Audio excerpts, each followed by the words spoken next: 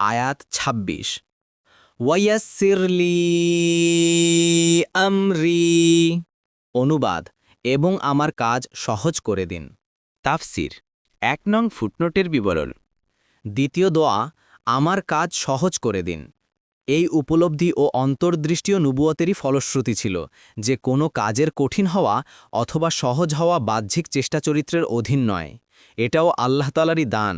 তিনি যদি ইচ্ছা করেন তবে কারোর জন্য কঠিনতর ও গুরুতর কাজ সহজ করে দেন, এবং তিনি ইচ্ছা করলে সহজতর কাজও কঠিন হয়ে যায়। এ কারণেই হাদিসে মুসলিমদেরকে নিম্নোক্ত দোয়া শিক্ষা দেয়া হয়েছে।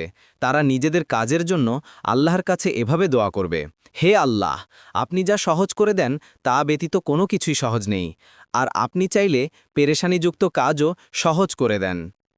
সাহি ইবনে হিব্বান ৩ নম্বর খণ্ড ২৫৫ নম্বর পৃষ্ঠা এবং হাদিস নম্বর ৯৭৪।